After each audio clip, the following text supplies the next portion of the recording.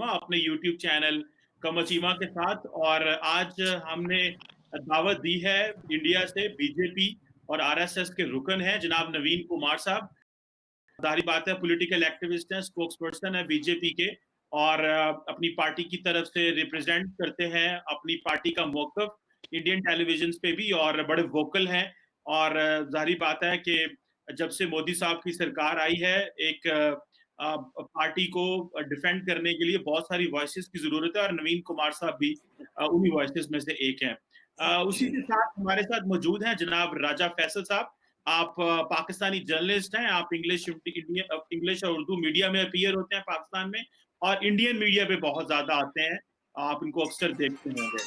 और इसी के साथ अगर मैं अपनी बात का आगाज करना चाहूँ कि इस वक्त इंडिया पाकिस्तान के जो हालात हैं उस पर बात करने के लिए, और खासकर आज आपको पता है कि वजीर आजम इमरान खान साहब ने दावत दी है, और बल्कि कहा है इंडियन और भारतीय हुकूमत को कि इस वक्त आपके जो 34% लोग हैं, भारत के 34% लोग, 34% जो लोग हैं, उनको अगर हर हफ्ते पैसा नहीं मिलेगा तो वो एक इंतहाई गुर्बत की जिंदगी गुजारेंगे। इसके लिए वजीर आजम इमरान खान ने ऑफर ये किया है कि जो पाकिस्तान का एहसास प्रोग्राम है, जो इसके जरिए हमने अरबों रुपए पाकिस्तानियों में तकसीम किए हैं, हम उसकी ऑफर करते हैं। The third and final week of PMPL South Asia Season 1 has concluded. We saw the best players in the subcontinent drop some. Bharat को कि अगर भारत अपने करोड़ों अरबों लोगों को पैसा तकसीम करना चाहता है तो हमसे मदद ले ले, और बेसिकली जिसे हम कहेंगे ह्यूमन डेवलपमेंट। तो जो मोदी साहब का नारा था कि आए साउथ एशिया में गुर्बत खत्म करें, आए मिलके गुर्बत के खिलाफ लड़ाई लड़ें, मेरा ख्याल है इमरान खान साहब ने भी आज उसी दावे और नारे के बारे में बात की है। तो मैं नवीन कुमार साहब से पूछना चाहता हूं पहले कि जनाब, आप क्या समझते हैं? पहली बात तो ये बात सही है कि 34% लोगों को हर इंडिया में हाउस होल्ड्स को हर हफ्ते खाने पीने के लिए पैसा चाहिए। अगर नहीं चाहिए होगा तो वो उनकी जो लाइफ है बेहतर नहीं हो सकेगी। और पाकिस्तान की ऑफर को आप कैसे समझते हैं जनाब? जो जो पाकिस्तान हाथ में कटोरा लिए सब जगह भीख मांग रहा हो, वो पाकिस्तान पैसा देगा? वो किसको देगा? हिंदुस्तान में ना कोई व्यक्ति भूखा है, ना कोई रहने वाला, ना यहाँ की किसी की आवश्यकता है। हमारे देश ने किसी के आगे हाथ नहीं फैलाए, लेकिन हालात ये हैं जो पाकिस्तान, मैं बार बार कहता हूँ, इमरान खान को समझ में आना चाहिए। वो उसके लोग वहां पर मर रहे हैं, उसके यहाँ लगातार भूख से मर रहे हैं। हमारे यहाँ तो भूख से कोई नहीं मरा आज तक, लेकिन वहां भूख से मारे जा रहे लोग हैं। वो व्यक्ति जिसके पास अपने खाने के लिए पैसा नहीं है, बिजली का बिल देने के लिए पैसा नहीं है, जिसके पास वहां दवाइयों और अस्पतालों की व्यवस्था नहीं है, जो अपने लोगों को रखता है और बाहर निकाल करके दूसरे देश में धकेल देता है अफगानिस्तान की तरफ, वो व्यक्ति जो है आज हिंदुस्तान में पैसा देने की बात करेगा? मानसिक दिवालिया जब किसी देश के नेता का होता है, वो इसी प्रकार का होता है जैसे इमरान खान का हुआ है, और किसी का नहीं है। नवीन साहब, मैंने टोकना नहीं था आपको, बिल्कुल आप मेरे सवाल को गलत समझे हैं। इमरान खान ने ये नहीं कहा मैं पैसा देता हूं, ये जरा इसको दुरुस्त कर लीजिएगा। इमरान खान ने ये नहीं कहा मैं पैसा देता हूं। इमरान खान ने प्लान देना चाह रहे हैं। हमारे पास एक सिस्टम है एहसास प्रोग्राम के नामी, और उस प्रोग्राम के तहत हमारे पास जो डिजिटली पैसा तकसीम करने का तरीकाकार मौजूद है, हम आपको तरीकाकार। जितनी योजनाएं मोदी जी ने लागू करी हैं हमारे देश में, हिंदुस्तान में, उसकी कॉपी करने का सदा प्रयास करते रहे इमरान खान। नकल भी तो अकल से होती है ना, उनके पास अकल नहीं है इसलिए वो नकल भी नहीं कर पाए। और उसके बाद फिर वो कहते हैं कि जो डिजिटली, जिस प्रकार से भारत के अंदर करोड़ों लोग जो हैं उनको डिजिटली पैसा ट्रांसफर किया जाता है, और पूरा पैसा जितना केंद्र सरकार देती है उतना सीधा सीधा उनके खाते में पहुंचता है, वो व्यक्ति आज बात कर रहा है कि वो हिंदुस्तान उसकी तरह की योजनाओं को लागू कर ले। मेरा बड़ा स्पष्ट कहना है, इमरान खान अपनी योजनाओं को, जो उन्होंने मोदी जी की योजनाएं सोची है लागू करने की, जिसको बार बार कहते हैं उनकी तरह वो लागू करेंगे, जिसको आज तक नहीं कर पाए, उसको कम से कम अकल से लागू करें।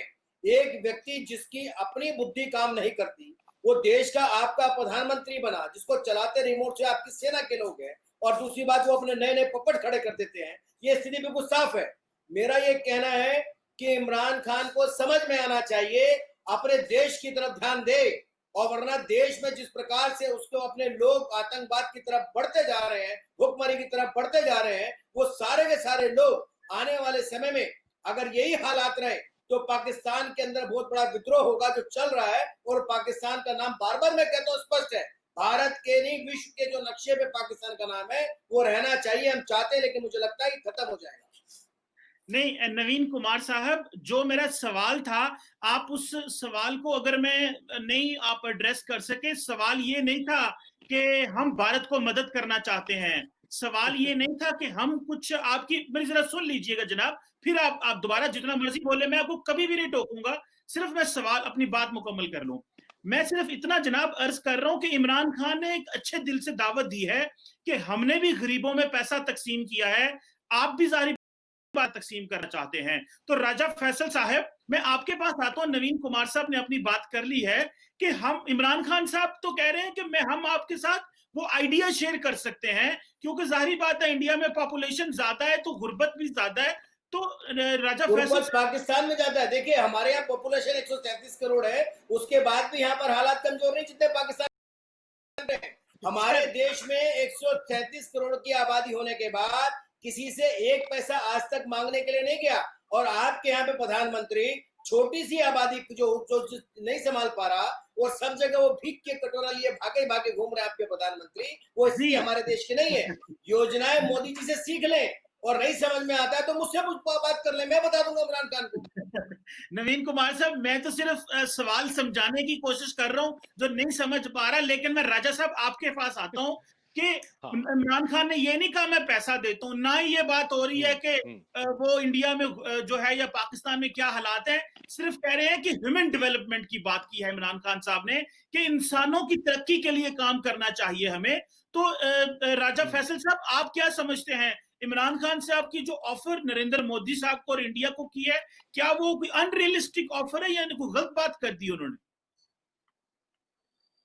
बहुत अच्छी बात की। और दूसरी बात मैं यहाँ पे ये बताता चलूं कि जब इमरान खान प्राइम मिनिस्टर बने थे तो आपको याद होगा कि उन्होंने यही ऑफर किया था, इंडिया को भी यही कहा था कि हम दोनों मुल्क ऐसे मुल्क हैं कि जहां पे हमारे पास वसाइल भी हैं, सब कुछ है, लेकिन ये है कि हम लोग अपने वसाइल को कुछ ऐसी तरफ लगा देते हैं जिससे कि हमारे यहाँ गुर्बत में इजाफा होता है और हम लोग गरीबों को इग्नोर करते हैं। हम दोनों को गुर्बत के खिलाफ ये मिल के जंग करनी चाहिए। मेरे ख्याल में इस दफा जो इन्होंने ऑफर किया, ये बहुत अच्छी ऑफर है, बड़ी ऑफर है।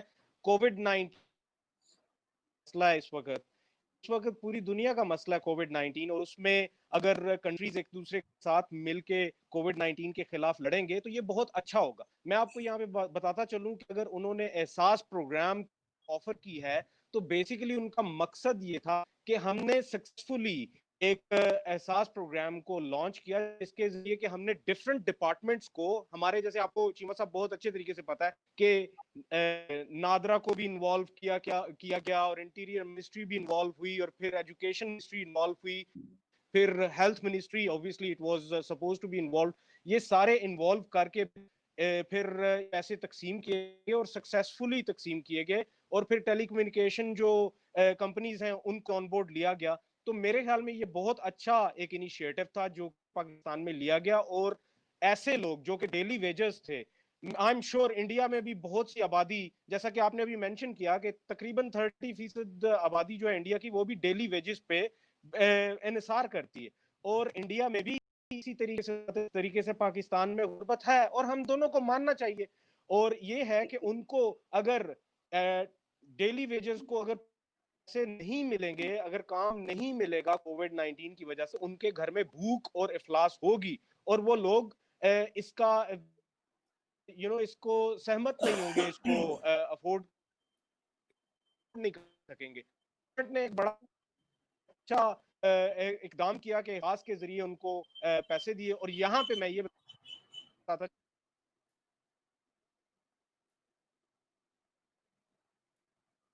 का बहुत अच्छा इनिशिएटिव है कि उन्होंने एक्सटेंड की ये हेल्प, और मोदी जी को ये कहा कि अगर वो रेडी है तो हम लोग एक्सटेंड करने के लिए ये जो प्रोग्राम है इसको हम आपको ताकि इसका एक जो प्रेसिडेंट सेट हो गया उसको फॉलो करते हुए आप भी अपने मुल्क में ये सारा कुछ करें। लेट्स बी वेरी फेयर, हमें सामने चीजें नजर आ रही हैं, और जो नजर आ रही हैं इंडिया से वो बहुत भयानक है। हमें कुछ ऐसी फुटेजेस मिली जिसमें के रेलवे स्टेशन पे माइग्रेंट वर्कर्स जो कि अपने घरों को जाना चाह रहे थे, उनकी लाशें मिली जो कि भूख भूख से मर के 4-4 5-5 रोज से कुछ खाया नहीं था और पैदल चल रहे थे। और बहुत सी ऐसी जो मेरे ख्याल में नवीन कुमार साहब को जो रिपब्लिक और इस तरह के जो टीवी चैनल्स हैं उनके अलावा भी कुछ मीडिया देखना चाहिए। खुसूसन मैं यहाँ पे ये बताता चलूं कि बरखा दत्त को फॉलो करें। बरखा दत्त बेसिकली उन सारी जगहों पे जा रही है जहां आपको से मैं आई एम हाँ बात तो सीरियसली होगा, फॉलोइंग हर। कुछ लोग उसकी आपको वजह ये ये है कि सब वो सारी जगहों पे लेके जा रही है और वो सब कुछ सच सच हम्म, दिखा रही है। और बरखा मेरा ये दत्त के आई थिंक हाँ उसको समझ फॉलो गया, करना उसको चाहिए, फॉलो और इस करेंगे, वक्त जरूर सारा करेंगे। कुछ वहां से इंडिया जी से जी नजर आपने आ रहा है। और आई नवीन थिंक कुमार इंडिया साहब को कुछ भी इस कहने चीज लगे की हैं। परेशानी होनी चाहिए। एंड नवीन कुमार मैं साहब मैं जो कि मेरे नवीन कुमार मैं साहब जो कि सुने सुने सुने रूलिंग मेरे पार्टी के मेंबर हैं, एक उनको ये चाहिए कि उनको इस तरह की चीज के ऊपर सोचना चाहिए। जी मेरे जी को ये नवीन साहब। हाँ मैं ये कह रहा हूँ बस साहब, आपने कहा कि बरखा दत्त को फॉलो करिए। हमारे यहाँ पर ऐसे कई सारे लोग हैं, ऐसे कई सारे पत्रकार हैं जिसको कि आप फॉलो कर सकते हैं क्योंकि वो आपके हित की बात करते हैं। लेकिन आपके देश में किसी की औकात और हिम्मत नहीं है सच दिखा भी सके। सब जानते हैं क्या हालत है अफगानिस्तान में, किस प्रकार से आप लोगों को सीमाएं खोल करके खदेड़ करके बाहर भगा दिया। सब जानते हैं आपने अपने पड़ोसी देशों में जहां लगता था वहां किसी को सोशल डिस्टेंसिंग तो बहुत दूर की बात है, आपने भेड़ बकरियों की तरह उनको भगाया है। सब जानते हैं कि वहां से आए हुए लोगों को आपने जानवरों की तरह तंबू लगा करके छोड़ दिया। उनके लिए ना पानी है, ना पीना खाना है, ना दवाई है, कुछ नहीं है। सबने वीडियो देखी है और वो वीडियो किसी जर्नलिस्ट ने नहीं बनाई, आपकी आप ही के टीवी चैनलों में चली जो कुछ टीवी चैनल्स है उसी की आई हुई है। आप तो किसी को फॉलो करते हैं, यहाँ पर हमें किसी को फॉलो करने की जरूरत नहीं है।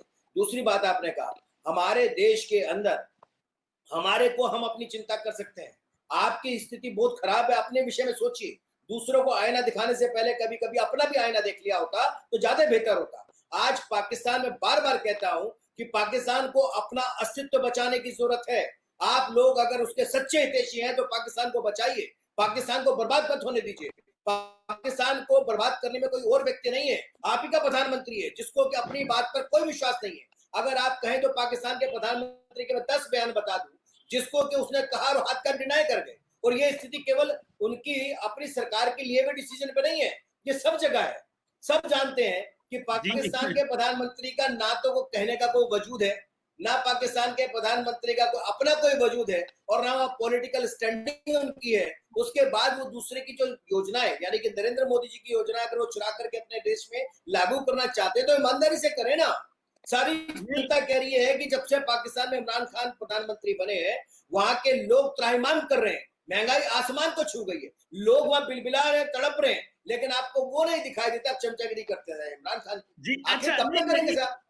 नवीन कुमार साहब मेरी आपने देखिए जाहिर बात है जो आपका मौकफ है आप कहें, आपको हक है, जाहिर बात है कहना भी चाहिए, लेकिन जाहिर बात है थोड़ी लॉजिकल चीज कहनी चाहिए। एक है जनरल बात करना। मुझे अच्छा ये बताइए, अब मैं आप ही बता दीजिए कि आपके देश में जो लोग भूख से मर रहे हैं, जिनके पास काम नहीं है, जो लगातार वीडियो आ रही है जिसके 12 बच्चे हैं 14 बच्चे हैं, लोग कह रहे हैं कि साहब हमारे पास में खाने के लिए नहीं है, एक पानी का निवाला पीने के लिए हमारे पास स्थिति तक नहीं है, साफ पानी कहेंगे क्या वो गलत कह रहे हैं?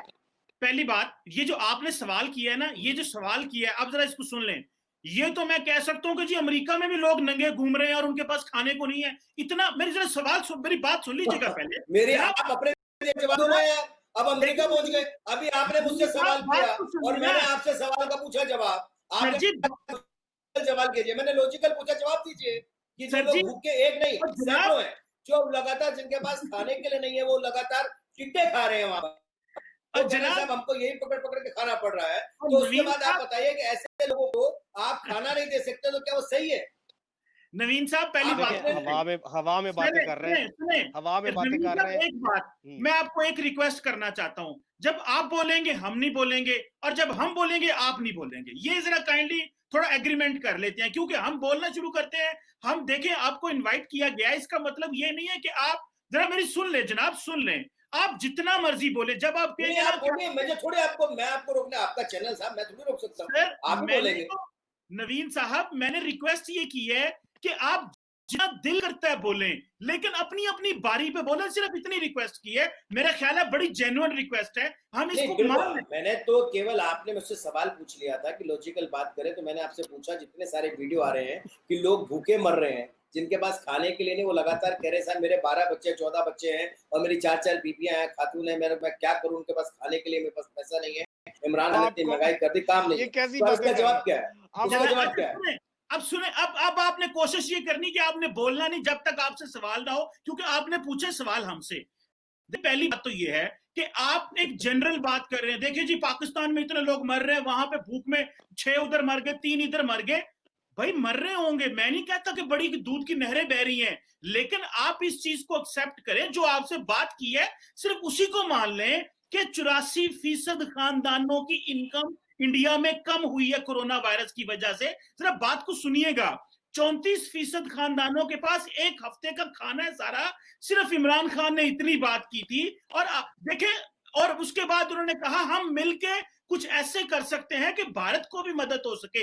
इतनी बात की, एक बात। अब आपने आगे से सवाल कर दिया और इसका तो आपने जवाब नहीं दिया, आपने आगे से इल्जाम लगाने शुरू कर दी अरे पाकिस्तान में। डाटा कहाँ से आया? आप तो कह रहे हो डाटा, फैक्ट तो बता दो ना, कहाँ से डाटा आप लेकर के आते हो? जनाब आपको डाटा बात तो, जनाब बात हमने शुरू की थी कि एक बंदा बात करेगा तो दूसरा नहीं रहेगा। मुझे फिर आपसे सवाल करने दे, पहले बात तो मुकम्मल होने दे जनाब, हम आपको रिक्वेस्ट कर रहे हैं। ए थैंक यू वेरी मच। अब आपने बात की कि जी पाकिस्तान में बंदे मरे, मैं नहीं कहता कि पाकिस्तान में लोग नहीं मरते होंगे, डेफिनेटली। ये कैसे हो सकता है? 20-22 करोड़ की आबादी है, होता होगा। हमने तो बात की, जैसे राजा फैसल साहब ने भी कोरोना की बात की कि उसके चैलेंजेस हैं। चैलेंजेस इंडिया पाकिस्तान में, लेकिन इंडिया में ज्यादा चैलेंजेस हैं। जब मोदी सरकार ने कोरोना उसका लॉकडाउन किया तो लोगों को 2-2 हफ्ते लग गए घरों में जाने में। इतना प्रॉब्लम्स है। सिर्फ बात यहाँ पे ये कर रहे हैं कि इंडिया बड़ा है, चैलेंजेस ज्यादा है, आए मिल के इसकी मदद करें। आप आगे से हमारे वजीर आजम कटोरा ये वो बातें करेंगे। देखिए एक और बात सुन लो, आप इकोनॉमी की बात करते हैं, मैं राजा साहब आपके पास आ रहा हूँ। आप इकोनॉमी की बात करते हैं, आपकी इकोनॉमी कितने अरब डॉलर की है? 3 ट्रिलियन डॉलर, 2.78 ट्रिलियन डॉलर की है। हमारी इकोनॉमी 325 अरब डॉलर की जीडीपी की बात कर रहा हूं। आप हमसे 7 गुना बड़े हो। आप इसको मल्टीप्लाई करो, हमारी इकोनॉमी और आपकी इकोनॉमी में कोई फर्क नहीं है, थोड़े 100 अरब डॉलरों का फर्क है। आप जितने हमसे बड़े हो, आप हमारे बराबर ही हो। ये जो, लेकिन आपकी गुर्बत और मामला ज्यादा खराब है, तो लिहाजा इतना बोस्ट ऑफ ना करें कि आपके इतने 100 करोड़ हो गए, बराबर है, सिर्फ आप हमसे आबादी में दुगना है। राजा साहब, ये जो स्टेट ऑफ डिनाइल है इंडिया के अंदर कि बात को मानने ही ना, इसके ऊपर बात करें जरा। कि आपने कहा जी कि पाकिस्तान में तो मसले हैं ही हैं, लेकिन ये कहना नहीं इंडिया में मसले कोई नहीं, हम तो बिल्कुल ठीक हैं, पाकिस्तान तो कटोरा लेके घूम रहा है। ये कोरोना वायरस के चक्कर में WHO ने इनको 1 अरब डॉलर दिया है। दुनिया का हर इदारा इनको, अमेरिका ने इनको वेंटिलेटर भेजे हैं, उनके वेंटिलेटर के ऊपर ये जिंदा है और कह रहे हैं कि हमने कभी किसी से कुछ नहीं लिया। साहब आपने कुछ नहीं लिया होगा, लेकिन कोरोना वायरस की वजह से सब मुल्कों की चीखें निकल गई हैं आबादी की प्रॉब्लम्स की वजह से। राजा साहब, नवीन कुमार साहब को ये बताएं कि ये स्टेट ऑफ डिनाइल में क्यों है? ये बात को मानते ही नहीं सिरे से कि प्रॉब्लम है और अगले पे इल्जाम लगाना शुरू कर देते हैं। देखें, यहाँ पे मैं एक बात बताता चलूं कि India is one of the top 5 countries जो कि एड एक्सेप्ट करता है पूरी दुनिया से। इनको ये नहीं भूलना चाहिए। दूसरी बात ये है कि इनको ये चीज एक्सेप्ट करनी चाहिए कि गुर्बत तो इंडिया में बहुत ज्यादा है। अगर जो मसाइल पाकिस्तान में हैं वही इनके यहाँ भी हैं, इनके यहाँ थोड़े बड़े हैं क्योंकि इनकी आबादी ज्यादा है, और पाकिस्तान में उनको हम थोड़े कम कहते हैं। उसकी वजह यह है कि हमारी आबादी जरा कम है, तो इस वजह से वो हमारे जो मसाइल हैं वो इनसे काफी डिफरेंट है और काफी कम है। इनको इस चीज का एहसास होना चाहिए। दूसरी जो कि निहायत ही इंपॉर्टेंट बात जो कि आपने हाईलाइट की कि जब कोरोना वायरस इरप्ट हुआ तो उस वक्त हमें 2-3 चीजें जो कि इनकी गवर्नमेंट की तरफ से होती हुई नजर आई। उनमें से सबसे जो पहली चीज थी वो थी माइग्रेंट वर्कर्स को फाइनेंस ना करना, कि वो आउट ऑफ द कंट्री, और अचानक से लॉकडाउन कर देना और इम्पोज कर देना। ये मेरा ख्याल है एक बहुत गलत फैसला था जो कि पाकिस्तान ने नहीं किया। आपने देखा कि पाकिस्तान ने बड़े इत्मीनान से, बड़े सुकून के साथ उसको स्टेप्स में फिर लॉकडाउन किया और फिर कुछ दिन के लिए रखा और फिर उसके बाद खोल दिया। लेकिन इंडिया में ये नहीं हुआ। दूसरी बात जो इम्पोर्टेंट बात मैं यहाँ पे करता चलूं कि इंडिया में बीजेपी के लीडरान ने ओपनली क्रिटिसाइज किया मुस्लिम्स को और ऐसी मुस्लिम तंजीमें जो कि तबलीग के लिए जाती हैं या मस्जिदों में जाती हैं या किसी इज्तिमा से होके आती हैं, उनको विक्टिमाइज किया कि वो शायद जो है वो कोविड-19 को मुल्क में लेके आ रहे हैं। और फिर उसके बाद आपने एक और मजीद चीज ये देखी कि मुसलमान वेंडर्स को और मुसलमान जो फ्रूट और सब्जी और गोश्त और इस तरह की चीजें जो बेचने वाले थे, उनको विक्टिमाइज किया गया और उनकी दुकानें बंद करवाई गई। उनको दुकानें भी बंद करवा दी गई और वो भी तो डेली वेजेस ही है ना, वो भी अपना कारोबार वगैरह ठप करके बैठ गए। और ये जो चीजें ये इंतहाई इंपॉर्टेंट है। और आज भी जो आप इंटीरियर इंडिया में चले जाएं, यूपी में चले जाएं, काफी ऐसी जगह है जहाँ पे कि उनको कोई भी सपोर्ट नहीं मिल रही। और जब उनको सपोर्ट नहीं मिलेगी तो फूड के एतबार से, फूड सिक्योरिटी के एतबार से तो वो कुछ भी नहीं कर पाएंगे और वो तो जिंदा भी नहीं रह सकेंगे, जिसकी कि हमें मिसालें मिल रही हैं कि इंडिया से हमें लाशें मिल रही हैं वहां से। आज की एक बात है, वो बलराम या कोई जगह है, वहां से एक लाश उठा रहे थे और उस लाश को एम्बुलेंस में नहीं, वो एक मुसलमान की लाश थी, भरे बाजार में एक मुसलमान की लाश थी, उसको उठा के तो ये कूड़ा फेंकने वाली गाड़ी में रख रहे थे, गार्बेज कलेक्टर्स, और उसको लेके जा रहे थे। अब आप मुझे ये बताएं कि अगर वहां पे ये चीजें चल रही हैं तो हमें इनको आईना तो थोड़ा सा दिखाना पड़ेगा ना, क्योंकि हमारे नेबर्स हैं, हमें इनका एहसास है, ये हमारे पड़ोसी हैं इंडियंस, और जैसे भी हैं, लेकिन पड़ोसी तो नहीं बदले जा सकते ना। तो हमने इनको बेहतर तो करना ही है, किसी ना किसी तरीके से हम इनको बेहतर करने की कोशिश करेंगे। तो चीमा साहब वो हम लगे रहेंगे, ये माइंड करें या जो मर्जी करें। नवीन कुमार साहब अगला सवाल, यहाँ से आगे चलते हैं, आपसे अगला सवाल। आप कहें तो जी बोले। मेरा ये कहना है, हाँ बिल्कुल आप ये कह रहे हैं, हमको आईना मत दिखाइए। यहाँ पर ये बात सही है कि तबलीगी जमात के जो लोग आए थे, आपके देश से आए थे या दूसरे देशों से आए थे, ये देख लें, उन्होंने बड़ी तादाद के अंदर देश भर में यहाँ पे कोरोना की बीमारी को फैलाया, ये सब जानते हैं और ये कोई छोटी बात नहीं है। आप इसी प्रकार की साजिश करते रहिए, आप धूर्त हो, आप हमारे साथ पे छुरा मारने वाले हो, आप जो है गद्दारी करने वाले हो, लेकिन है तो पड़ोसी। आप कह तो सकते नहीं, आपको हमने कहा नेबर तो नहीं पता जा सकता, लेकिन ये बात सही है कि आप जैसे निर्लज व्यक्ति जितने हैं वो क्या करते हैं कि हमारे देश के अंदर आपने कितनी ताकत लेकर के आए, आपने 22 करोड़ की आबादी से हमारी केवल उत्तर प्रदेश की है, वहां पे पूरी ताकत तबलीगी समाज के लोगों ने लगाई, तो भी वहां 1000 से ज्यादा कोरोना के पेशेंट नहीं हुए। मैं आपको एक स्टेट की बात बताता हूँ, आपके यहाँ पर 22 करोड़ की पूरी आबादी पाकिस्तान की भी नहीं, और उसकी स्थिति देखते हैं आप, वहां पर लाशों का आप किस प्रकार से, वहां कब्रिस्तान नहीं, वहां लोगों को जो है उठा करके गार्बेज के, जिस आप मुझे हमारे को गार्बेज में बताइए, तो पुरानी वीडियो एक पॉलिटिकल आम आदमी पार्टी के नेताओं ने डाली है, ना जाने कब की डाली है, तो वो उसकी भी जांच हो जाएगी। लेकिन आप लोग क्या कर रहे हैं, सब देख रहे हैं। अभी के समय में कोरोना से जो लोग मारे गए हैं उनको आप लोग जो मशीनें जिनसे आप सड़कें खोदा करते हैं, उठा उठा करके डाल रहे हैं। कारण क्या है, आपके पास जगह नहीं है उनको दफनाने तक के लिए। ये सब पूरी दुनिया देख रही है, और उसके बाद आप कितने आकर के भाषण दे रहे हैं। अपने लोगों को बचाने के बारे में सोचिए, दूसरे की चिंता मत करिए। मैं बार बार कहता हूं कि आपके यहाँ पर मैं नहीं लगा रहा, आप ही की पॉलिटिकल पार्टियां, जो आपकी पाकिस्तान की पॉलिटिकल पार्टियां हैं, वो आरोप लगाती हैं कि इमरान खान के पास गरीबों को देने के लिए पैसा नहीं है। आप तो डिजिटल पैसा ट्रांसफर करने की बात कर रहे हैं, उन्होंने तो कोई पैसा ट्रांसफर नहीं किया, ये हम नहीं कह रहे, ये आप ही के देश की पॉलिटिकल पार्टियां कह रही है।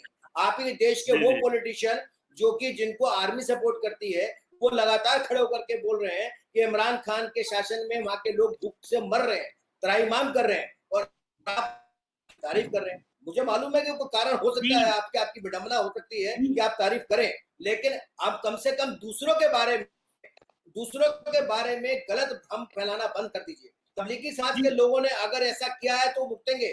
2200 से ज्यादा को बैन कर दिया भारत सरकार ने, नहीं तो नहीं करते। नहीं, नवीन कुमार साहब, पहली बात तो यह है कि अगर आपके अपने ही मोदी साहब ने, आप कह रहे हैं कि मुसलमान वायरस लेके आए हैं, जबकि मोदी साहब ने ट्वीट की थी कि वायरस का किसी मजहब से, किसी रंग से, किसी फिरके से कोई ताल्लुक नहीं है। ठीक है, ये मोदी साहब की ट्वीट पड़ी हुई है, आप उनके ट्विटर हैंडल से देख लीजिएगा। दूसरी, मुसलमानों के बारे में आप जो मर्जी बात करें, क्योंकि हमें पता है कि इंडिया एक हिंदू मजहबी रियासत बनने की तरफ जा रहा है, वो 2014 से उसकी बुनियाद रखी जा चुकी है। वो आपका हक है, आप जमहूरी हैं, मैं आपको ये नहीं कहता कि क्यों बन रहे हैं, आपकी मर्जी है, जो मर्जी। ऐसा कि इंडिया एक हिंदू मजहबी रियासत के दहाने की तरफ जा रहा है, जिसको ना मैं रोक सकता हूं ना कोई और रोक सकता है। आपकी और आपके लोगों की मर्जी है। अगला सवाल, ये जो आपने इमरान खान साहब की बात की कि हमारे पास पैसा नहीं है, ऑपोजिशन पार्टियां ऐसे कह रही हैं, मेरा ख्याल है कि ऑपोजिशन पार्टियां जारी बात है मुल्क में बातें करती हैं, लेकिन इसमें कोई शक नहीं कि इमरान खान ने, अगर मैं गलत नहीं हूं तो 121 अरब रुपए से ज्यादा गरीबों में, फी का खानदान 12,000 रुपए लोगों के घरों में, और खवातीन को दिया, वो भी मर्दों को नहीं दिया, खवातीन को दिया, ताकि वो घर चला सके महीना दो, जितना भी उस खींच खूंच के हालात को जिस तरह भी गवर्नमेंट कर सकती है। इन चैलेंजेस में इंडिया को भी बड़े सख्त चैलेंजेस है, आपने भी अरबों रुपए रखे हैं, सिर्फ हमने नहीं रखे, आपने भी डिस्ट्रीब्यूट किए हैं, इसमें कोई शक नहीं है। मोदी साहब ने भी अपनी आवाम को बहुत पैसा डिस्ट्रीब्यूट किया है, लेकिन इमरान खान साहब की सिर्फ इतनी मर्जी थी कि हमसे मदद ले लें, अगर ले सकते हैं, लेकिन कोई बात नहीं, नहीं लेना। अगला सवाल जो बड़ा अहम सवाल है, नवीन कुमार साहब, आपका एक अदारा है, उसका नाम है agriculture and processed food products export development authority. उसके मुताबिक इंडिया के अंदर जब से नरेंद्र मोदी साहब की हुकूमत आई है, जो बीफ है उसकी एक्सपोर्ट बहुत बढ़ गई है। एक तरफ तो मॉब लिंचिंग होती है बीफ के गोश्त के ऊपर, एक तरफ आप उन लोगों को मारते हैं जो गाय का गोश्त जो है जिबा करते हैं और कहते हैं कि जी क्यों कर रहे हैं। एक तरफ ये आपकी एक्सपोर्ट बढ़ रही है, ये क्या मसला है? इंडिया के अंदर क्या हो रहा है? मुसलमान गाय काटे तो उसको मार देते हैं, दूसरी तरफ से आप गाय का एक्सपोर्ट किए जा रहे हैं और रेवेन्यू पैसे कमा रहे हैं। नवीन कुमार साहब, ये क्योंकि आपका ताल्लुक बीजेपी से है, मैं इस हवाले से स्पेसिफिकली आपसे पूछना चाहता था जी। दो बातें बड़ी स्पष्ट मैं आपको कह दूं। पहली बात तो ये कि जिस प्रकार का नैरेटिव आपने कहा कि आपके यहाँ पर पॉलिटिकल पार्टियां जब कहती हैं अपोजिशन की, तो वो तो कहती रहती है क्योंकि उनका काम है, लेकिन जब हमारे यहाँ पॉलिटिकल पार्टी कहती है अपोजिशन में, तो अभी जिस प्रकार से मिस्टर राजा बोल रहे थे कि आपके यहाँ पर ये होता है, उसको ये कहते हैं कि नहीं वही सत्य है, इनको वही अच्छा लगता है। तो आपको अच्छा लगता है वो जो हमारे यहाँ विरोधी दल कहते हैं, और हमको अच्छा लगे वो जो आपके यहाँ विरोधी दल कहते हैं, तो उसमें कोई दिक्कत किस बात की है? वो भी तो आईना दिखा रहे होंगे ना आपको। हम तो अपने विरोधी दल का विरोध नहीं कर रहे। अगर हम तो जो हमारा विरोध करेगा हम उसको भी नजदीक में रखेंगे, इसलिए रखते हैं ताकि कम से कम उसको ठीक किया जा सके। आपके यहाँ तो विरोध करने वाले को तो ऊपर ही पहुंचा दिया जाता है, सब जानते हैं। दूसरी बात, हमारे यहाँ पर आपने कहा एक्सपोर्ट बढ़ रहा है, मेरी जानकारी नहीं, आपके पास कहाँ से रिपोर्ट आती है? मैं फिर कहना चाहता हूँ कि आप भारत के एग्रीकल्चर सिस्टम को अगर देखेंगे और अपने यहाँ के एग्रीकल्चर सिस्टम को देख लीजिए। अभी हमने 8.5 लाख करोड़ रुपए का पैकेज केवल एग्रीकल्चर सिस्टम को दिया है अपने यहाँ पर, एग्रीकल्चर हमारे किसानों को हम 72,000 करोड़ रुपया डायरेक्ट खाते में ट्रांसफर करते हैं उनका, उन जो प्रधानमंत्री सम्मान निधि के आधार पर। आपके यहाँ किन किसानों को दिया जाता है? हमारे यहाँ किसान डायरेक्ट अपनी सारी फसल जो है बेच सकते हैं सरकार के पास, उसके बिचौलिए की जरूरत नहीं है, ऑनलाइन जा सकते हैं या डायरेक्ट जा सकते हैं। आपके यहाँ कौन सिस्टम है सरकार खरीदती है आपके यहाँ से किसानों से फसलें?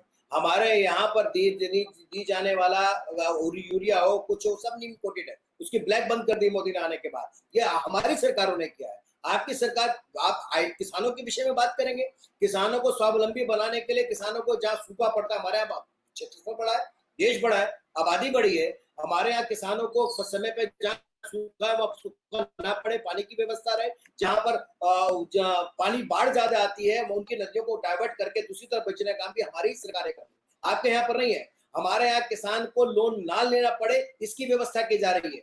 हमारे यहाँ किसान स्वावलंबी लगातार बन रहा है, आगे बढ़ रहा है। तो इसलिए हमारे यहाँ पर किसानों की तुलना आप करने से पहले अपने यहाँ पर हमारी पॉलिसी को मैंने बार बार कहा, लागू करने से पहले अच्छे तरह से समझे और उसके बाद लागू करें। इतना विशाल देश होने के बाद, इतनी बड़ी आबादी होने के बाद हमारे यहाँ पर सिस्टम में 0 एरर है। और आपके यहाँ पर क्या है? मैंने कहा ना, आपकी आबादी पूरे पाकिस्तान की उत्तर प्रदेश से कम है, और उसके बाद से ज्यादा आपके यहाँ कोरोना के मामले होंगे, उत्तर प्रदेश से ज्यादा आपके यहाँ लोग सुसाइड करते होंगे, उत्तर प्रदेश से ज्यादा आपके यहाँ पर लोग जो जिस प्रकार से मारे जा रहे हैं वो भी सबके सामने है। तो इसलिए कम से कम अपने विषय में सोचिए। बार बार दूसरे की तरफ आईना देखने से पहले बेहतर है उस आईने को अपनी तरफ करिए, ज्यादा बेहतर हो। नहीं नवीन कुमार साहब, मेरे सवाल का तो आपने जवाब ही नहीं दिया। ये आप अगर राजा साहब इसका जवाब दे दें, नवीन कुमार साहब शायद डर रहे होंगे क्योंकि नहीं भारत नहीं, में मेरे को डरना नहीं है, डरना तो आप लोगों को है। झूठी खबरें फैलाने का काम आपका है। मैंने अभी कहा कि आप कह रहे हो बीफ का एक्सपोर्ट हो रहा है हमारे यहाँ से, जितना नॉर्म से हमारे बीफ का कोई ज्यादा बढ़ोतरी नहीं हुई एक्सपोर्ट होने में। लेकिन आपकी रिपोर्ट अपने आप खुद बनाइए, खुद खड़े हो जाइए। ये देखिए सुने एक राजा साहब, ये मैं राजा साहब आपकी तरफ आने लगा हूं। मैं एक बात बता दूं, मेरे सामने अखबार खुला हुआ है जिसका नाम है दी प्रिंट, इंडिया का अखबार है। सुने हाँ 26 मार्च, सुने जी 26 मार्च 2019 की खबर है। 19 सनिया डिंगरा की खबर है। India's beef export rise under Modi government despite आपके सुनिए होगी, दो चार है जनाब, आपके पास जरूर होगी। मैंने कहा ना, जैसे एक वो मेरे को सलाह दे रहे थे कि बरखा दत्त को फॉलो करिए, तो मैंने यही कहा कि बरखा दत्त को आप भी फॉलो करते रहिए। ऐसे कुछ लोग हैं जिनको आप फॉलो करते रहिए, हो सकता है कहीं ना कहीं वो निकलते निकलते आपको किसी और रास्ते पर ले जाए। वो रास्ता हमारे यहाँ तो जो विरोधी समाज का व्यक्ति है, विरोधी दल का व्यक्ति है, वो भी कहीं पर अच्छी सीख दे जाता है।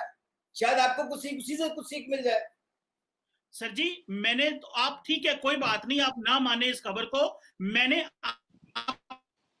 अदारा है, मैंने खुद से खबर तो नहीं दी, मैंने तो जिक्र किया था agriculture processed food products export development authority, Bharat का अदारा है। मैंने उसको बता दिया, डिनाई किया कि खबर गलत है।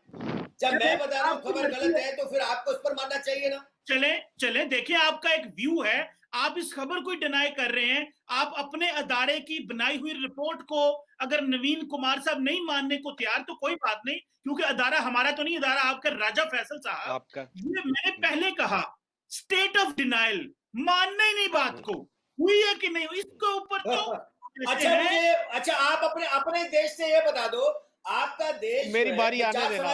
अरे भाई आप ही की बारी पे राजा साहब, आप ही से सवाल पूछ लेता हूँ। आप मुझे राजा साहब 3 बात का जवाब दे दो, मैं मान लेता हूँ। आपका देश तरक्की पसंद देश है क्या आपका देश आतंकवाद का समर्थन करता है क्या नहीं करता है? क्या आपके देश में आतंकवादियों के कैंप चलते हैं नहीं चलते हैं? क्या आपके देश में गैर मुस्लिम लोगों को तड़पा करके उनका धर्म परिवर्तन कराया जा रहा है, उनको वहां से हटाया जा रहा है, नहीं हटाया जा रहा? या फिर और एक आखिरी सवाल ये है, क्या आपके देश में जो भुखमरी है उसकी तादाद कम हुई है ज्यादा हुई है? बस। अच्छा, मैं आपको जवाब दे लूं। चीमा साहब मुझे, हाँ बोले मुझे थोड़ा सा वक्त दीजिएगा, मैं जवाब दे लूं इनको। ठीक है, आपने मुझे ये कहा कि हमारे मुल्क में शायद टेरर की ट्रेनिंग दी जाती थी, मैं यहाँ पे कहूंगा। फिर आपको याद होगा कि पाकिस्तान ने वॉर ऑन टेरर लड़ी। 9/11 के बाद ऐसे कुछ हालात पाकिस्तान में बन गए कि वो वॉर ऑन टेरर लड़ी और उनके खिलाफ लड़ी कि जिनको के फंडिंग रॉ कर रहा था, जिसके के शवाहिद भी हमारे पास मौजूद हैं, जिसका के कुलभूषण यादव भी हमारे पास मौजूद है, और हमारे पास सारे शवाहिद मौजूद है, सब कुछ मौजूद है कि उनको फंडिंग कहां से हो रही थी और कैसे रॉ उनको फंडिंग कर रहा था। हमने उनके खिलाफ जंग लड़ी, हमने 70,000 लोगों की जान दी, 70,000 लोग पाकिस्तान के शहीद हुए इस वॉर ऑन टेरर में, और 125 बिलियन डॉलर की हमने इकोनॉमी को हमने जाया किया इसके पीछे। अब मैं आपको बताता हूं क्यों जाया किया। उसकी वजह यह है कि आपको पता होगा कि 80s में पाकिस्तान में एक ऐसी एक्सट्रीमिज्म की फजा चली, क्योंकि हमारे नेक्स्ट डोर सोवियत आके बैठ गए, तो उसको काउंटर करने के लिए मुजाहिदीन वहां पे लड़े, और उसका इम्पैक्ट ये हुआ कि पाकिस्तान में एक एक्सट्रीमिस्ट की फजा बनी, जिससे जान छुड़ाने के लिए हमें 25 साल लगे। 25 साल बाद जाके हमने उससे जान छुड़ाई। अब मैं आपको एक छोटी सी यहाँ पे एक मशवरा देता चलूं कि आज जो एक्सट्रीमिज्म हम इंडिया में देख रहे हैं, उस तरह की एक्सट्रीमिज्म हम लोग पहले देख चुके हैं, उसको हमने बड़े तरीके से भुगता है और उसको हमने बड़े तरीके से खत्म किया है। लेकिन आपको आज बता दूं कि आपने अगर अपने ये जो आरएसएस का जो एक्सट्रीमिज्म है, या फिर जो आपका महाभारत का एक्सट्रीमिज्म है, इससे अगर आपने इसको काउंटर ना किया, मुसलमानों की लिंचिंग्स खत्म ना की, ईसाइयों के कैथीड्रल्स जलाने बंद ना किए, दलित्स को मारना कुटना बंद ना किया, सिखों के ऊपर लिंचिंग्स बंद ना की, तो आप जिस ओर जा रहे हैं नवीन साहब, आप जिस ओर जा रहे हैं बालाकोट आपके के अंदर पास कौन था? नो वे भाई, बैक होगा। बाला- एक बंद के गली अंदर में कौन था? घुसे, बालाकोट के एक अंदर देश में एक बैठे थे आपके? एक बंद बालाकोट में आतंकवादी नहीं थे क्या? सर क्या प्लीज आप अरे आपने नवीन जिसको साहब, कहा कि आप आसमान से ऊपर सर करके बार-बार कहते हैं सर हम लोग को, वो आतंकवादियों को नहीं मारने कहते क्या? सर नवीन साहब बात तो करने देना। अपने वहां पर जो हम लगातार मारे गए आतंकवादी वो कौन थे? अरे नवीन क्या साहब बात बात कर रहे तो हो भाई? करने दे आप जनाब। करो, सर, बात प्लीज। करने दो, लेकिन कम से सर, उनकी बात और जनाब बात नहीं, तो मुझे मुकम्मल उनकी करने आवाज दें। साफ नहीं आ रही, लेकिन सुनो, बात बार-बार कट रही है। अरे भाई, बात मुकम्मल करने दे। तो मैंने पूछा कुछ और आप पूछे आरएसएस के खिलाफ, आरएसएस के बारे में। अरे आरएसएस पहले और नवीन साहब बात तो आरएसएस मुकम्मल जैसा करने दें। संगठन अगर आपके देश में होता तो देशभक्ति आप समझ गए होते क्या? हम आपका भला चाहते हैं। आप देखिए खुदा चलिए राजा साहब छोटी आप सी बोल बात रहे सुन लीजिए। नवीन कुमार साहब बात मुकम्मल करने दें फिर बोल लीजिएगा। थोड़ी सी बात कंप्लीट हो लेने दें। मैं आपसे रिक्वेस्ट है, मेरी थोड़ी सी बात कंप्लीट हो लेने दें। नवीन साहब, मैं ये कह रहा था कि ये आपके भले की बात हो रही है, आपके भले की बात हो रही है, क्योंकि जिस ओर इंडिया को लेके जाया जा रहा है, जिस बंद गली मेरे में भले से इंडिया पहले को कम से लेके कम अपने जाया देश जा का तो रहा भला है, कर लो भाई। आप वहां से मुझे गांव की नहीं वहां की निकल जगह पाएंगे। को वहां और जनाब आतंकवादी को ह्यूमन की तरफ धकेल रहे हो, ह्यूमन में बना रहे हो, उसको प्रयोग किया है।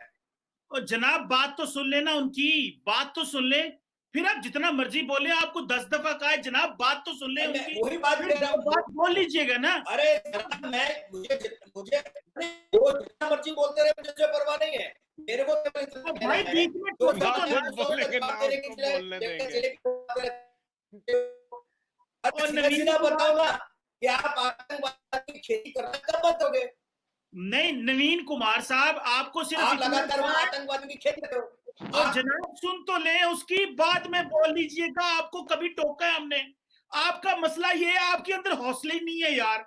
6 दफा मैं आपको कह चुका हूं कि जितना मर्जी बोले, अरे भाई, हौसले करीब से सुन ले। कमाल है। मैं भाई वो आप जो मैंने कहा ना कि एक आप जो है कॉन्स्पिरेसी करिए, धूर्त करिए, आप जो है लगातार धूर्तता से इसी प्रकार का नैरेटिव पैदा करिए। सवाल का जवाब आप दे नहीं पा रहे हो। जब आप पूछ रहा हूँ भाई कि बालाकोट में जो मारे गए थे आतंकवादी थे या नहीं, इसका जवाब देंगे या नहीं देंगे?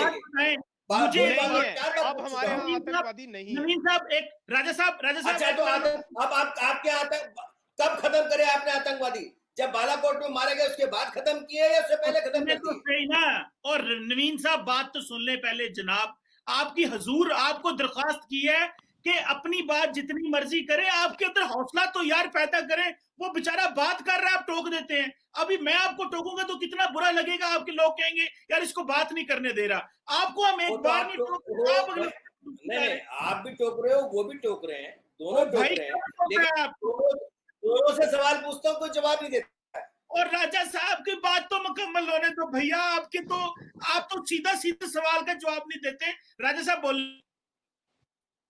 हाँ, मैं असल में ये कह रहा था, जिस तरफ ये इशारा कर रहे हैं कि एक्सट्रीमिज्म, शायद हम लोगों ने टेरर कैंप्स बनाए हुए हैं, ये सारा कुछ बॉलीवुड पे ही अच्छा लगता है। इस तरह के बयानात जो हैं वो रिपब्लिक पे ही अच्छे लगते हैं, अर्नब गोस्वामी के प्रोग्राम में।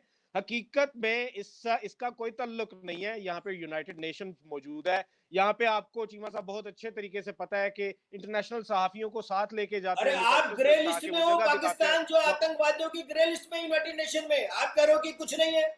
अरे भाई, आप ग्रे लिस्ट में क्यों अगर आतंकवादी वारदात वाली हो रही है? एक मिनट बोले आप बोले राजा साहब बोले। 27 मई को एक रिपोर्ट शाया की है मॉनिटरिंग टीम ने यूनाइटेड नेशंस की। उन्होंने अपने एनालिसिस में ये बताया है कि आईसिस खुरासान जो कि अफगानिस्तान में बैठे हुए हैं, उनके पास जो एड जा रही है और उनके पास जो फ्रेश जो टेररिस्ट जा रहे हैं वो इंडिया से जा रहे हैं। उसमें लिखा हुआ है, आपने कुछ जवाब ही नहीं दिया। और दूसरी एक और बात, मार्च में एक रिपोर्ट आई थी, मुझे आप एक छोटी मैं पूछ रहा हूँ, अरे जो आपको ग्रे लिस्ट में क्यों डाला यूएनओ ने? ओ भाई सुन तो सही ना, सुने तो सही ना। अरे जवाब दो ना, ग्रे लिस्ट में क्यों? क्योंकि आप आतंकवादी देश हो, इसलिए तो ग्रे लिस्ट में हो। ओ भाई दहशतगर्दी की ग्रे लिस्ट है। बताएं ना, उनको बताएं दहशतगर्दी कौन कर रहा है, इनको बताएं। हाँ, दूसरी अच्छा नवीद साहब अल्लाह जाना है। अच्छा नवीन यार साहब तुम ये तो है कि करो, आपको बात तो पता करने दो भैया। रिलीजियस रिलीजियस हार्मनी और रिलीजियस के डिफरेंट रिलीजन्स के खिलाफ माइनॉरिटीज के खिलाफ जो स्टैंस है इंडियन गवर्नमेंट का, उसको भी कंडेम किया गया मार्च के महीने में। वो भी अमेरिका के एक इदारे की तरफ से, जो कि मॉनिटर करता है इस तरह की माइनॉरिटीज को डिफरेंट कंट्रीज में, और आपके कंट्री को भी करता है। चीमा साहब, आपको याद होगा कि उन्होंने जी भी कंडेम किया, और उन्होंने फिर याद होगा कि व्हाइट हाउस ने फिर नरेंद्र मोदी का जो ट्विटर अकाउंट है उसको अनफॉलो कर दिया था उसकी, और उन्होंने वजह भी ये बताई थी कि जब से इन्होंने माइनॉरिटीज के खिलाफ ये स्टांस रखा हुआ है, हम इस वजह से उनको अनफॉलो कर रहे हैं। यहाँ पे मैं एक और बात बताता चलूं कि जो बारहा हमें देखने में आया है कि इंडिया की तरफ से पाकिस्तान के ऊपर इल्जाम लगाए जाते हैं, अपने आप इससे उनकी पॉलिटिकल फिजा में उन्हें वोट तो मिल जाते हैं, लेकिन वो ये खित्ते की कोई खिदमत नहीं कर रही। इससे उनको ये सहारा तो मिल जाता है कि वो लद्दाख पे अगर कोई क्वेश्चन करे तो उसे फौरन से कह देते हैं कि नहीं, कश्मीर में देखो हम क्या कर रहे हैं। ये ऐसे ही है तो कि राजा जैसे साहब, अगला सवाल, हाँ राजा साहब अगला सवाल मैं करता हूं नवीन साहब से। नवीन कुमार साहब हम्म, ये बताइएगा, आप जितना मर्जी बोलिएगा फिर टोकिएगा ना, ये बताइएगा कि ये लद्दाख में चीनी फौज घुस गई आपके उधर मुल्क में, और मुझे पता चला है जहां पे 3 इडियट फिल्म बनी थी उस झील को उन्होंने कब्जा कर लिया है। और अगर अभी वहां जाना पड़े जहां पे 3 इडियट, वैसे तो इंडिया में इडियट, वो 3 इडियट बनाई थी आपको पता है, आमिर खान साहब ने बनाई थी 3 इडियट्स। वो जिस झील पे वो फिल्म बनी थी, अब वहां पे उस झील पे इंडिया नहीं जा सकता क्योंकि वो झील पे चाइना ने कब्जा कर लिया है। तो आप कैसा महसूस करते हैं अपने इलाके पे कब्जा भी हो जाए और आप बोल भी ना सकें, और अब आप वहां फिल्म बनाने भी नहीं जा सकते? ये स्थिति आपकी है। चाइना ने कब्जा आप पर किया है। हमारा देश अपनी सीमाओं की सुरक्षा करने में बहुत सक्षम है, समझ रहे हैं ना आप। और मैंने कहा कि कुछ दिन बाद आप, जिस दिन पाक ऑक्यूपाइड कश्मीर को जब भारत लेगा, तब देखूंगा मैं आपके चेहरे की क्या स्थिति होने वाली है। पाक ऑक्यूपाइड कश्मीर को भी भारत ही लेने वाला, कोई और नहीं ले सकता। और दूसरी बात मैं आपको ये भी बता दूं, चाइना तो पीछे हटाइए, सब देख रहे हैं, सारी दुनिया देख रही है, लगातार सबके अखबार मारा है चाइना ने किस प्रकार से आगे बढ़ा और वापस लेके गया है। आपके यहाँ चाइना आपकी छाती पर जाकर के बैठा है, और उसके बाद भी आपकी हिम्मत नहीं है बोलने की। उसने एक बिजनेस कॉरिडोर बनाने के नाम पर पूरे पाकिस्तान को बर्बाद कर दिया, पूरे पाकिस्तान को कब्जा करता जा रहा है। लेकिन आपकी स्थिति, बलूचिस्तान के लोग चिल्ला रहे हैं, वो शायद आपके देश के लोग, इसी प्रकार से आप उन पर हंसते होंगे, क्योंकि पाकिस्तानियों पर हंसना, पाकिस्तानियों का मजाक उड़ाना, आप इसलिए उड़ाते होंगे पाकिस्तानियों का मजाक, क्योंकि आपके सामने वो कोई औकात ही नहीं रखते उनकी। आपके यहाँ पर जिस प्रकार से तानाशाही है, आपके यहाँ पर जिस प्रकार से, मैंने कहा ना, इनको आतंकवादियों की खेती नजर नहीं आती।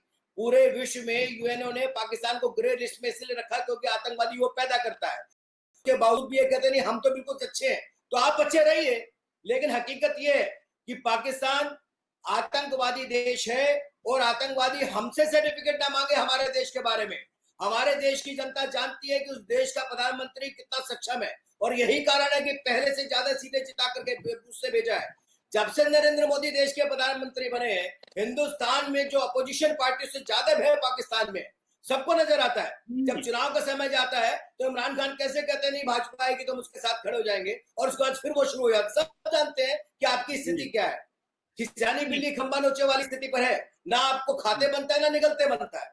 और उसके बाद आप लगातार ये बताएं, ये नैरेटिव पैदा करें कि हिंदुस्तान के जमीन पर चाइना कब्जा कर रहा है, वो आगे बढ़ रहा है। ये आप, हमारे जो अपोजिशन के कुछ लोग हैं उसके साथ बेशक आप उसकी भाषा बोलिए, वो फर्क नहीं पड़ता, लेकिन इस देश की 130 करोड़ की आबादी इस बात को जानती है कि नरेंद्र मोदी उसकी सीमाओं की सुरक्षा करने में सक्षम है। वो ये भी जानती है कि नरेंद्र मोदी विश्व का सबसे ताकतवर नेता है, जिसके आगे बोलने की आज कोई भी कुव्वत नहीं रखता। आपने कहा था कि वेंटिलेटर हम अमेरिका से लेकर के आ रहे हैं। हमारे देश ने, अपने देश ने, हमने पैसा बहुत दिया, हमने किसी से खैरात नहीं मांगी। आपने कहा, आपके लोग कटोरा मांग रहे हैं कि बस खाने के लिए पैसा नहीं है, आपने अरब देश से पैसा मांगा कि हमको कुछ पैसा दे दीजिए, हम लोगों को खाने के लिए पैसा नहीं है, कम से कुछ पैसा दे दीजिए।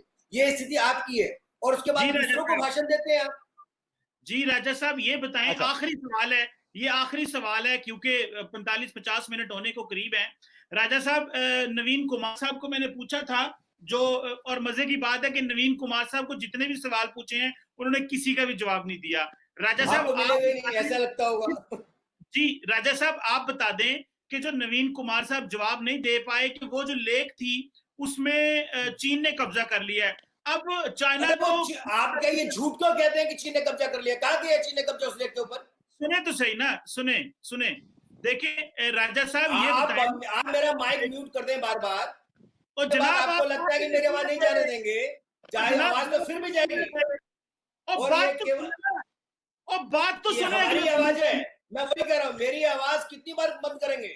यहाँ से पाकिस्तान तक भेजने के बाद मेरी कोई नहीं बंद हुई। आपके पास तो पाकिस्तान में कोई नहीं सुन रहा। मैं सुन सकता हूँ। और हर बंदा आपकी आवाज सुन रहा है, आपको किसने कहा? आप तो लगातार म्यूट करते हो, मुझे अनम्यूट करना पड़ता है। मैं बार बार ये कह रहा हूँ, आप कितना म्यूट करोगे?